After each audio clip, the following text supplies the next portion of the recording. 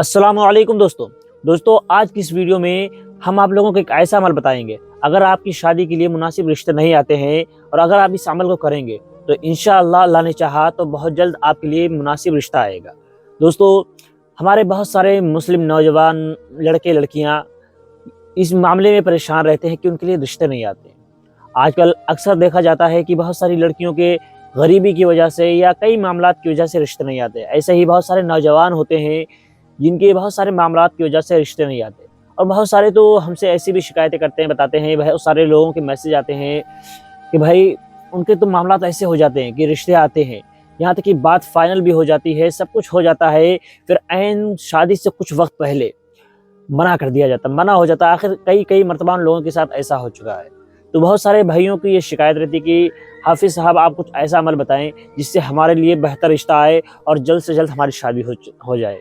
क्योंकि बहुत सारे ऐसे भाई होते हैं जिनके रिश्ते ही नहीं आते, और बहुत सारे ऐसे होते हैं जिनके रिश्ते आते हैं लेकिन शादियां नहीं हो पाती हैं। किसी न किसी वजह से शादी में रुकावट आती है। तो शादी में रुकावट ना आए और शादियां हो जाएं, ऐसे ही अमल आप लोगों को बताएंगे। तो दोस्तों, सबसे पहली बात याद रखें कि आप अगर कोई भी अमल कर रहे हैं तो उसमें नमाज की पाबंदी बेहद ज़रूरी है। अगर आप नमाज की पाबंदी नहीं करते हैं तो कोई भी अमल आपको काम नहीं आएगा, आपके वो किसी भी काम का नहीं होगा। इसलिए हमें चाहिए कि हम पहले नमाज की पाबंदी करें और नमाजों में अल्लाह से दुआएं करें, क्योंकि अल्लाह से दुआ करेंगे तभी हर मामलात के हल निकलेंगे।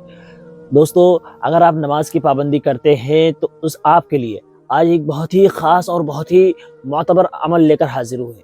दोस्तों, ये अमल बहुत सारे बुजुर्गान दीन का अपनाया हुआ है, उन्हीं का बताया हुआ है। तो अगर आप इस पर अमल करेंगे तो इंशाअल्लाह अल्लाह ने चाहा तो बहुत जल्द आपके लिए मुनासिब रिश्ता आएगा।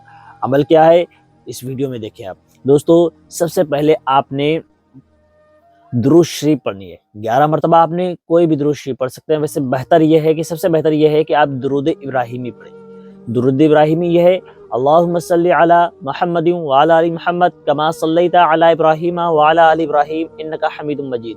अल्लाहुम्मा बारिक अला मुहम्मदिन व अला आलि मुहम्मद कमा बारकता अला इब्राहीम व अला आलि इब्राहीम इन्नका हमीदुम मजीद। और इसके बाद में अल्लाह के दो नाम हैं, अल्लाह के दो नाम हैं, या गफूर या हलीम, या गफूर या हलीम, या गफूर या हलीम। इसको आपने 3313 मरतबा पढ़ना है। दोस्तों, इन नामों को आप एक बैठक में ही आपने पढ़ना है। आप किसी भी नमाज के बाद, जब आपको बेहतर लगे, जो भी नमाज के बाद आपके पास वक्त हो, सुकून इत्मीनान से आप बैठें, दो जानू होकर बैठें। सबसे पहले 11 मरतबा दुरूद शरीफ पढ़ें, उसके बाद में 3313 मरतबा अल्लाह के ये दो नामों की तस्बीह पढ़नी है। क्या नाम है? या गफूर या हलीम, या गफूर या हलीम। इन नामों को आपने 3313 मरतबा पढ़ना है। दोस्तों, उसके बाद में फिर आपने 11 मरतबा दुरूद शरीफ पढ़नी है। दोस्तों, इसके बाद में आपने अल्लाह से दुआ करनी है। दोस्तों, अगर आप ये चीज़ चंद दिनों तक करेंगे, इंशाअल्लाह 11 दिन तक आप करें, और इन्हीं दिनों के अंदर में आपके लिए मुनासिब रिश्ता आ जाएगा।